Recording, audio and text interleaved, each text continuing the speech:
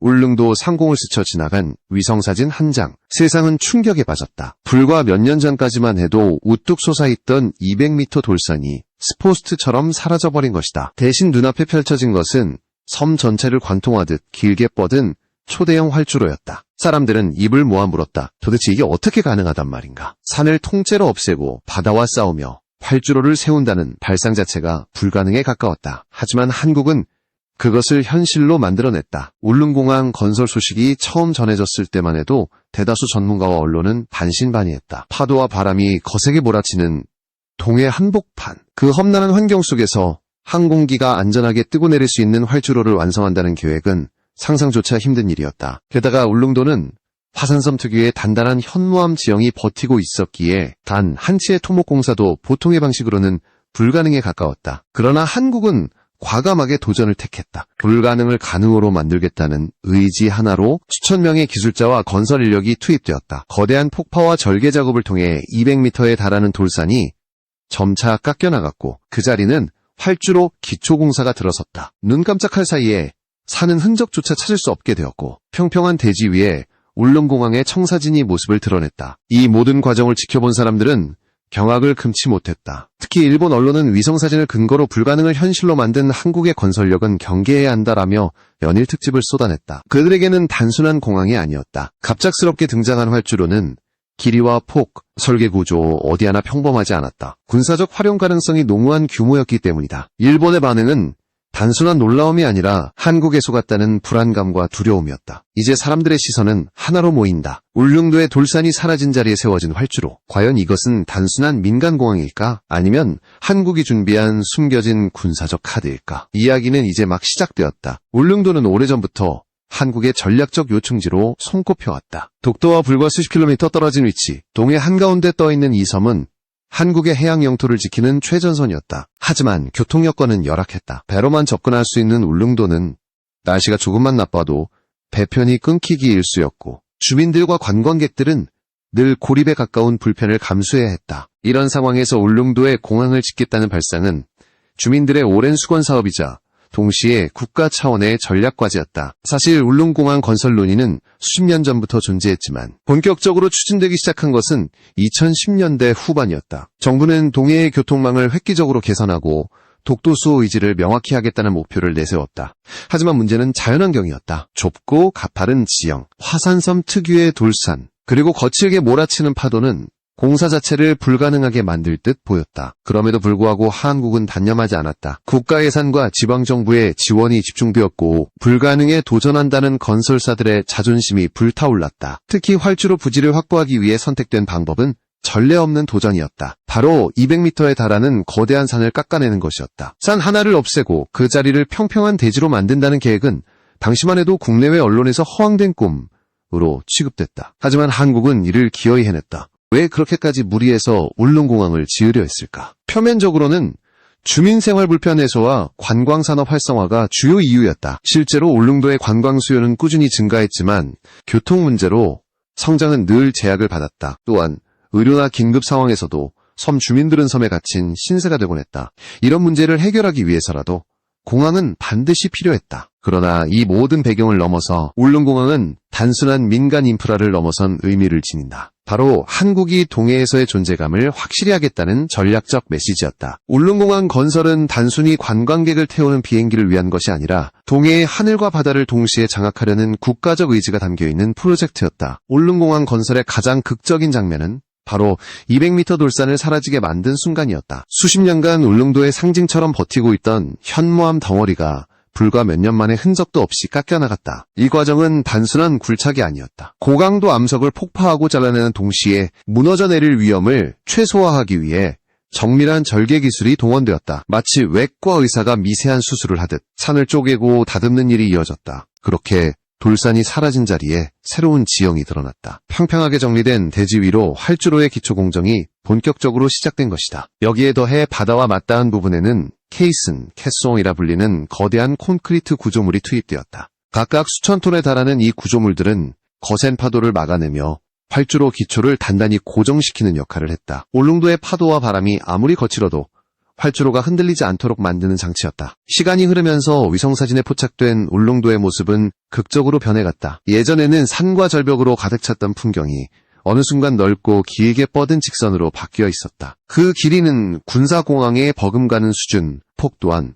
보통의 지방 소형 공항을 훌쩍 뛰어넘는 규모였다. 사람들은 단순히 관광객을 위한 공항이라는 설명만으로는 이 변화를 납득하기 어려웠다. 현장에 투입된 건설 관계자들은 이 공사는 한국 건설 역사상 가장 극적인 도전이라고 입을 모았다. 기술자들은 바위 하나하나를 다듬으며 설계도를 실현해 나갔고 수많은 중장비와 인력이 밤낮 없이 현장을 누볐다. 결국 불가능처럼 보였던 길이와 폭을 가진 활주로가 뚜렷하게 형체를 드러냈다. 이 장면은 단순히 섬 주민들의 오랜 꿈이 실현된 순간을 넘어 한국 건설 기술이 세계적인 수준에 올랐음을 보여주는 상징이었다. 동시에 이 위성사진은 주변국들에게 또 다른 질문을 던졌다. 과연 이 초대형 활주로가 앞으로 어떤 역할을 하게 될 것인가? 활주로의 길이와 폭이 드러나자 군사 전문가들의 눈길이 즉시 쏠렸다. 울릉공항은 공식적으로는 민간공항으로 분류되었지만 위성사진에 나타난 활주로 규모는 결코 평범하지 않았다. 길이 약 200m 이상, 폭 또한 대형 항공기의 이착륙을 충분히 감당할 수 있는 수준이었다. 단순히 소형 여객기만을 위한 것이 아니라 전술 수송기나 해상 초계기, 심지어는 KF-21과 같은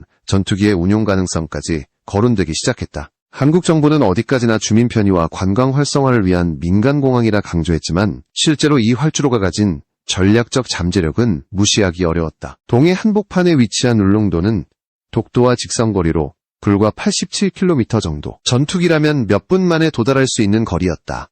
이는 곧 울릉공항이 완성되면 한국군이 독도와 동해 전역을 즉각적으로 통제할 수 있다는 의미였다. 군사적 관점에서 더 주목할 점은 활주로의 보강 수준이었다. 전문가들은 위성사진을 분석하며 활주로 표면이 단순 아스팔트가 아니라 고강도 콘크리트 구조일 가능성이 높다라고 지적했다. 이는 민간용 활주로보다 훨씬 튼튼하게 설계되었다는 뜻이며 무거운 군용 항공기까지 견딜 수 있는 내구성을 의미한다. 또한 주변에는 대형 경납고나 지원시설이 아직 드러나지 않았지만 기본 구조만으로도 향후 군사적 전환이 충분히 가능한 형태였다. 위기 상황에서 민항을 빌미로 군 항공기를 전개하는 것은 국제적으로도 자주 활용되는 전략이다. 울릉공항이 바로 그런 전략적 카드로 설계되었을 가능성이 점점 설득력을 얻고 있었다. 결국 울릉공항은 단순한 교통 인프라가 아니었다. 이는 동해를 장악하기 위한 한국의 숨은 포석이자 만약의 사태에 대비한 군 사공항급 활주로였다. 이 사실은 곧바로 주변국들에게 긴장감을 불러일으켰고 특히 일본 언론은 하루가 멀다 하고 관련 보도를 쏟아냈다. 일본 언론은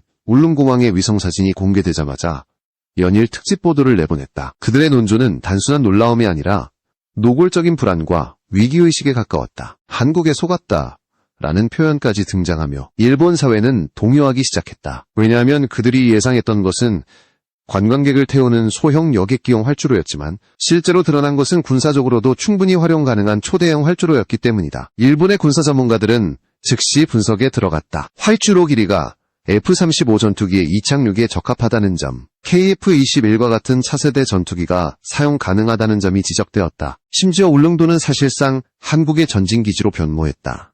라는 주장까지 나왔다. 일본은 그동안 자위대를 통해 동해에서 우위를 점하려 했지만 울릉공항이 완공되면 상황이 완전히 바뀌게 된다. 일본 언론들은 또 다른 우려를 내세웠다. 울릉공항은 독도를 겨냥한 한국의 전략 거점이라는 것이다. 독도 영유권 문제에서 일본은 끊임없이 도발을 이어왔지만 울릉공항이 현실화되면 일본 측 논리는 설 자리를 잃게 된다. 한국은 독도와 울릉도를 연결하는 하늘길을 완전히 장악하게 되고 이는 군사적 외교적으로 일본을 압박하는 결정타가 될 수 있다. 더욱이 일본 내부에서는 정부가 이 사실을 제대로 파악하지 못했다는 비판까지 터져나왔다. 한국이 민간공항이라 속이고 군사적 의도를 숨겼다는 주장은 국민들의 불신을 증폭시켰다. 일부 보수 언론은 한국의 건설력과 전략적 계산에 완전히 당했다. 라며 격앙된 반응을 보였다. 국제사회 또한 이 문제를 예의주시했다. 미국과 유럽의 군사 전문 매체들은 울릉공항은 한국의 건설 기술력뿐 아니라 군사 전략의 상징이라고 평가했다. 그들은 특히 한일 간의 긴장 관계 속에서 울릉공항이 새로운 불씨가 될 수 있다고 지적했다. 결국 일본의 격앙된 반응은 단순한 과민 반응이 아니라 울릉공항이 가진 전략적 가치를 본능적으로 감지한 결과였다. 울릉공항을 둘러싼 논란은 단순히 한일 양국의 감정 싸움에 그치지 않는다. 이는 한국이 선택한 국가 전략과 직결된다. 울릉도라는 외딴 섬에 수천억 원을 투입해 산을 깎고 바다를 막아가며 활주로를 만든 이유는 단순한 편의 개선이 아니다. 그것은 미래의 안보 지형을 근본적으로 바꾸려는 결단이었다. 사회적으로도 울릉공항은 큰 의미를 지닌다. 섬 주민들에게는 오랜 고립에서 벗어날 수 있는 희망이자 관광객들에게는 새로운 하늘길이다. 하지만 군사적으로는 한국의 숨은 카드로서 동해와 독도를 둘러싼 패권 경쟁에서